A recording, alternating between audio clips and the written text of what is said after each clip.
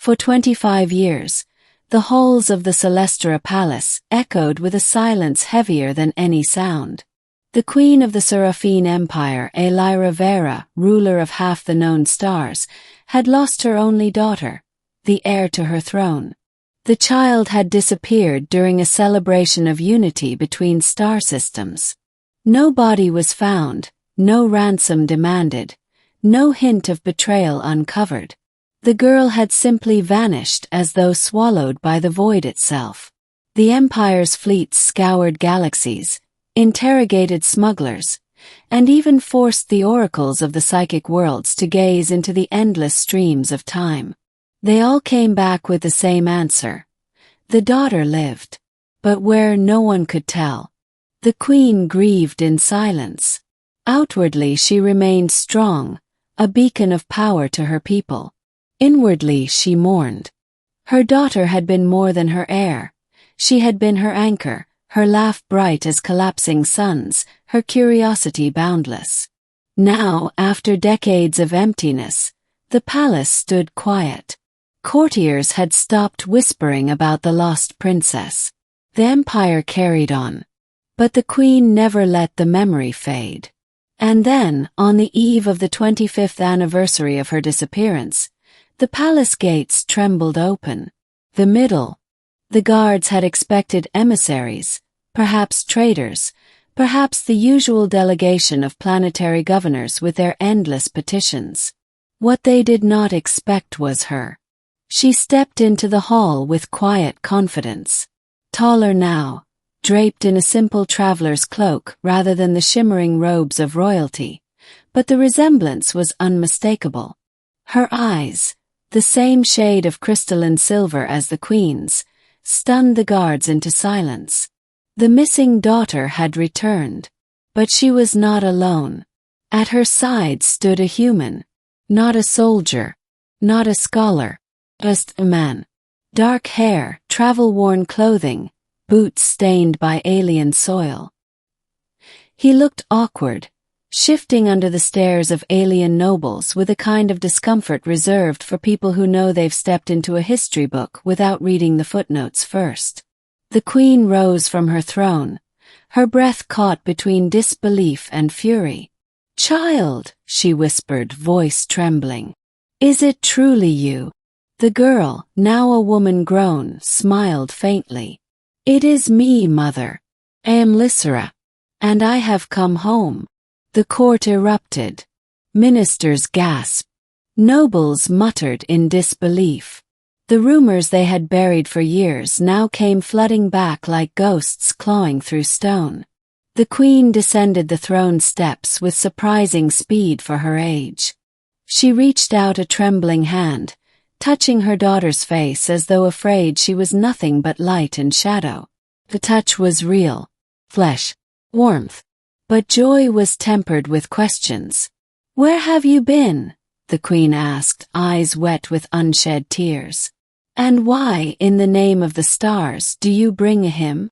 The human shifted uncomfortably, giving an awkward wave as though he were introducing himself at a bad dinner party. Hi, I'm Aaron. Nice place you've got here." The silence that followed was long enough for entire galaxies to be born and die. Lysera's story. Lysera spoke of a life lived far from the Empire. She remembered little of her disappearance as a child. Only fragments. A blinding light, cold air, strange voices. She awoke on a barren moon, rescued by wanderers who believed she was just another orphan of war. She had grown up among them. Miners, traders, scavengers, those who drifted on the edge of civilization where law meant little and survival meant everything. To them, she was Lysera, the girl who learned to fix broken engines, who shared food when rations were short, who sang old songs beside flickering campfires. Years passed before she discovered her true identity. A fragment of a memory. A hidden mark burned into her wrist at birth. The seal of the Seraphine.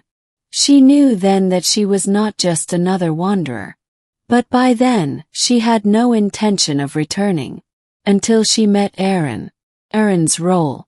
Aaron had not been born among the stars. He was Earthborn, a species barely crawling toward interstellar trade, known more for stubbornness than sophistication. He had come as part of a merchant crew, half dreaming of adventure, half running from debts he'd rather not mention. He stumbled into Lysera's life when his ship broke down near her settlement. She fixed his engine in half the time it should have taken, and when the grateful human offered to pay her back with a drink, she accepted. One drink turned into many. Many turned into trust. Trust turned into something neither could quite name, but both felt growing with every day they spent together. It was Aaron who pushed her to rediscover her past. If you're really some kind of missing princess, don't you think your people deserve to know you're alive? Lysera resisted. The thought of palaces, politics, and crowns made her skin crawl. But Aaron had a talent for stubbornness that rivaled entire empires. In the end she agreed, if only to quiet him. And so, after decades of silence, Lysera returned. With him. The conflict. Not everyone celebrated. The Queen's ministers whispered of danger. An heir reappearing after 25 years was more than a miracle. It was a disruption. A disruption that could topple alliances, stir old rivalries, and invite challengers who had long positioned themselves for succession. And then there was the human. Aaron was an anomaly. To bring him into the palace was scandal enough. To suggest he had influence over the heir was outright blasphemy. At the first council meeting, the objections came sharp and fast. She must be tested, one elder snapped. Blood, mind, and soul. We cannot simply take her word. And the human must leave, another growled. He has no place here. The Queen silenced them with a single raised hand, though her eyes betrayed unease. She trusted her daughter, yes, but the Empire demanded proof. So Lysera underwent the trials.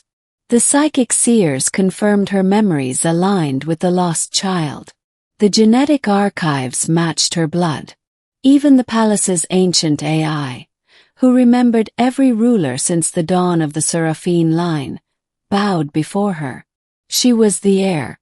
There was no doubt. But the matter of Aaron remained. Tension builds. Nobles conspired in shadows. Some claimed Aaron was a manipulator, perhaps even the orchestrator of Lysera's disappearance all those years ago. Others whispered he was a spy, an agent of Earth seeking to worm his way into the greatest empire of the stars. Aaron, for his part, simply tried not to break anything expensive. He wandered the palace like a man walking through a museum where everything was tagged priceless. He cracked jokes no one laughed at. He bowed too low, then too little. He called one minister sir, when she was most definitely not a sir. And yet, despite his blunders, he remained by Lysera's side. It was during a banquet that matters came to a head. A noble accused him outright of corruption, claiming he had bewitched the princess with human trickery. Aaron, red-faced, stood and said, "Look, buddy, if I had the power to bewitch women, I wouldn't have spent most of my 20s being ignored at parties."